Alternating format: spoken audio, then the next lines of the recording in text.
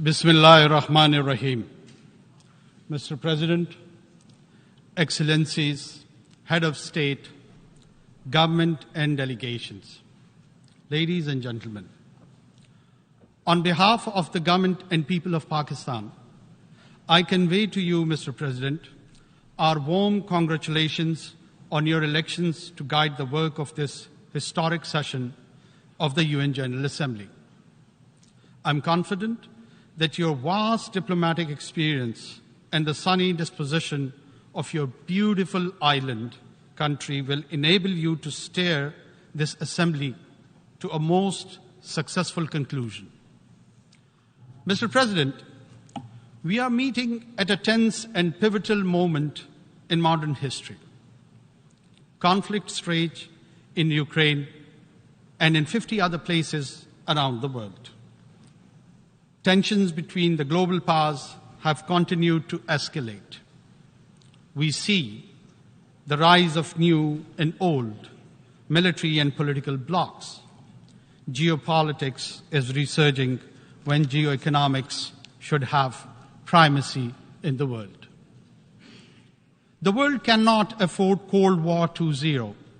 There are far greater challenges confronting humankind which demand global cooperation and collective action. The world's economic prospects also appear gloomy. Global growth is slow. High interest rates could trigger a recession. A succession of exogenous shocks, COVID, conflict, and climate change have devastated the economies of many developing countries. Many countries of the global south have barely managed to stave off defaults. Poverty and hunger have grown, reversing the development gains of 3 decades. At yesterday's SDG summit, far-reaching commitments were made to implement the Sustainable Development Goals. We must ensure implementation of the SDG stimulus, the rechanneling of unused special drawing rights for development banks, and the resolution of the debt problems of the 59 countries in debt distress.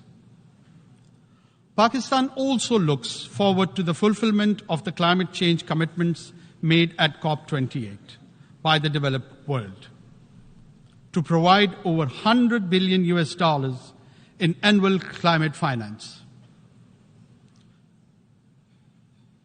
allocate at least half of such finance for adaptation in developing countries, operationalize the fund and funding arrangements for loss and damage, and accelerate their carbon emission. Mitigation targets to keep alive the goal of restricting global warming to 1.5 degrees centigrade. Attempts to selectively provide these funds on the basis of geopolitical considerations should be resisted. Mr. President, Pakistan's triple food, fuel, and finance challenge is a prime illustration of the impacts of COVID, conflicts, and climate on developing countries. Pakistan is one of the worst affected countries from the impacts of climate change. The epic floods of last summer submerged a third of our country, killed 1,700, and displaced over 8 million people, destroyed vital infrastructure, and caused over $30 billion in damage to Pakistan's economy. Pakistan is gratified by the commitment of over $10.5 billion for Pakistan's comprehensive plan for recovery, rehabilitation, and reconstruction with resilience. The 4RF plan at the Geneva conference last January. Specific projects are being submitted to ensure timely funding and execution of the 4RF plan. I hope our development partners will accord priority to allocation of funds for our resilient recovery plan, which has been costed at $13 billion.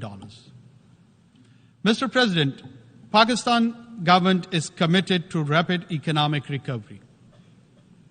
We will stabilize our foreign exchange reserves in our currency, expand domestic revenues, and most importantly, mobilize significant domestic and external investment. Facilitation Council, SIFC, to expedite investment decisions. 28 projects have been identified in priority sectors: agriculture, mining, energy, and IT, for implementation in collaboration with Pakistan's partners. Pakistan's long-term shift to geoeconomics is well underway. The second phase of the China-Pakistan Economic Corridor has been initiated, covering railway, infrastructure, and manufacturing projects. Pakistan also looks forward to the early implementation of the connectivity projects with Central Asia. Mr. President, development depends on peace. Pakistan is situated in one of the least economically integrated regions in the world. Pakistan believes that region develops together. Therefore, Pakistan desires peaceful and productive relations with all our neighbors, including India. Kashmir is the key to peace between Pakistan and India. The Jammu and Kashmir dispute is one of the oldest issues on the agenda of the Security Council. India has evaded implementation of the Security Council's resolutions, which call for the final disposition of Jammu and Kashmir to be decided by its people through UN-supervised plebiscite. Since 5th August 2019, India has deployed 900,000 troops in illegally occupied Jammu and Kashmir to impose the final solution for Kashmir. To this end, India has imposed extended lockdowns and curfews, jailed all genuine Kashmiri leaders, violently suppressed peaceful protests, resorted to extrajudicial killings of innocent Kashmiris in fake encounters, and so-called cordon and search operations, and imposed collective punishments destroying entire villages. Access to occupied Kashmir, demanded by the UN High Commission for Human Rights and over a dozen special rapporteurs, has been denied by New Delhi. Mr. President, the UN Security Council must secure the implementation of its resolution on Kashmir. The UN Military Observer Group for India and Pakistan should be reinforced. Global powers should convince New Delhi to accept Pakistan's offer of mutual restraint on strategic and conventional weapons. Mr. President, peace in Afghanistan is a strategic imperative for Pakistan. Pakistan shares the concern of international community with respect to Afghanistan, particularly the rights of women and girls. Yet we advocate continued humanitarian assistance to a destitute Afghan population, in which Afghan girls and women are the most vulnerable, as well as revival of the Afghan economy and implementation of the connectivity projects with Central Asia. Pakistan's first priority is to prevent and counter all terrorism from and within Afghanistan. Pakistan condemns the cross-border terrorist attacks against Pakistan by the TTP, Daesh, and other groups operating from Afghanistan. We have sought Kabul's support and cooperation to prevent these attacks. However, we are also taking necessary measures to end this externally encouraged terrorism. Mr. President, Pakistan welcomes the progress made towards ending the conflicts in Syria and Yemen. In particular, we warmly welcome the normalization of relations between the Kingdom of Saudi Arabia and the Islamic Republic of Iran. Unfortunately, the tragedy of Palestine continues, with Israeli military raids, airstrikes, expansion of settlements, and eviction of Palestinians.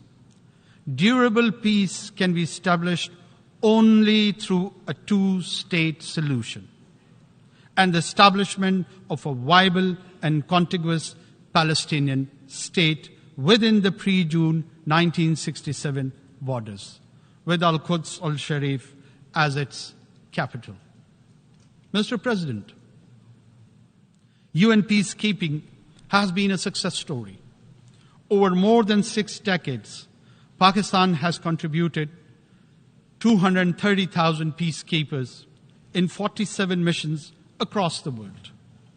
Today, UN peacekeepers face complex and unprecedented challenges, especially from criminal and terrorist groups, as in the Sahel. We must ensure the safety and security of peacekeepers. Pakistan shall continue to work with the UN to develop the capabilities and more robust mandates required for successful enforcement actions by UN and international forces where needed. Mr. President, we must counter all terrorists without discrimination, including the rising threat posed by far-right extremist and fascist groups, such as Hindutva-inspired extremists threatening genocide against India's Muslims and Christians alike. We also need to oppose state terrorism, address the root cause of terrorism, such as poverty, injustice, and foreign occupation, and distinguish genuine freedom struggles from terrorism. Pakistan prospers the creation of a committee of the General Assembly to oversee the balanced implementation of all 4 pillars of the global counter-terrorism strategy. Mr. President, our progress based on rich history of cooperation, understanding, exchange, and synthesis of ideas among civilization is impearled today. The narratives advocating a clash of civilization have done considerable harm to humanity's progress. Such ideas have done considerable harm to humanity's progress. Such ideas have bred extremism, hatred, and religious intolerance, including Islamophobia. Make no mistake, it's a latent threat that undermines millennia of progress. We need to cherish and celebrate our diversity and different ways of life. Mutual respect, sanctity of religious symbols, scriptures, and personage should be ensured. While Islamophobia is an age-old phenomenon, however, after the 9/11 terrorist attacks, it has assumed epidemic proportions, as manifested in the negative profiling of Muslims and attacks on Islamic sites and symbols, such as the recent public burnings of the Holy Quran. Last year, this Assembly adopted a resolution proposed by Pakistan on behalf of the OIC, declaring 15th March as the International Day to combat Islamophobia. Earlier this year, the Human Rights Council adopted an OIC resolution submitted by Pakistan urging states to outlaw the burning of the Holy Quran and similar provocations. We welcome the legislation initiated by Denmark and contemplated by Sweden towards this end. Pakistan and the OIC countries will propose further steps to combat Islamophobia, including the appointment of a special envoy, creation of an Islamophobia data center, legal assistance to victims, and an accountability process to punish Islamophobic crimes. Mr. President, the complex global and regional challenges that the world faces today can be best addressed through effective multilateralism within the framework of the United Nations. However, multilateralism is being eschewed due to the unilateral policies of and strategic rivalry and tensions between global powers. Pakistan will continue to work actively to strengthen multilateral institutions, and enhance global cooperation. Pakistan looks forward to continuing negotiation on the scope and elements of the Summit of the Future and the Pact for the Future, building on the convergence that emerged in earlier consultations. The summit's preparatory process must not disrupt existing negotiating processes, such as the intergovernmental negotiations on the reform of the Security Council. Mr. President, Pakistan does not believe in elitism. With the Committee of Nations, the UN Charter principles of equality and sovereignty must be preserved in the interest of global peace and prosperity. Pakistan believes that additional permanent members to the Security Council will further erode its credibility and legitimacy. The widest possible agreement can be best achieved on the basis of the Uniting for Consensus Group's proposal for expansion of the Council only in the non-permanent category, with provision for a limited number of long-term seats. Mr. President, Pakistan believes that to build, preserve, and promote peace and prosperity today and in the future, it is vital to reduce great power rivalry and tensions, ensure strict adherence to the UN Charter, consistently implement Security Council resolutions, eliminate the root cause of conflicts, and respect the principles of non-use of force, self-determination, sovereignty, and territorial integrity, non-interference in the internal affairs of the states, and peaceful coexistence. Pakistan will work diligently and actively with all member states to realize these vital elements of a new, equitable, and peaceful world order. I thank you. On behalf of the Assembly, I wish to thank the Prime Minister of the आपको बताएं कि निगरान वज़ीर आज़म अनवार काकड़ का अक़वाम मुत्तहिदा की general assembly से खिताब, जिसमें उन्होंने कहा है कि पाकिस्तान सरहद पार से हमलों की शदीद मजम्मत करता है। पाकिस्तान में मुआशी इस्तेहकाम के लिए इक़दामात किए जा रहे हैं। सी पैक के जरिए पाकिस्तान मुआशी तौर पर तरक्की करेगा। तरक्की के लिए अमन लाजमी है। पाकिस्तान खित्ते में तमाम के साथ बेहतरीन ताल्लुकात चाहता है। मौसमियाती तब्दीली की वजह से पाकिस्तान को $30 अरब का नुकसान उठाना पड़ा। पाकिस्तान भारत के दरमियान तनाज़ात के हल के लिए मसला कश्मीर का हल जरूरी है। उनका कहना है कि हिंदुत्व जैसे ग्रुप्स की वजह से आलमी सतह पर बेअमनी है। अनवार काकड़ का कहना है कि भारतीय फौज कश्मीरियों की नस्लकशी कर रही है। पाकिस्तान अशराफिया पर यकीन नहीं रखता, मसावात चाहता है। निगरान वज़ीर आज़म अनवार काकड़ का ग्लोबल एंटी टेररिज्म स्ट्रेटजी बनाने का भी मुतालबा सामने आया है, तो उन्होंने ये गुफ्तगू की है अक़वाम मुत्तहिदा के जनरल असम्बली के इजलास में।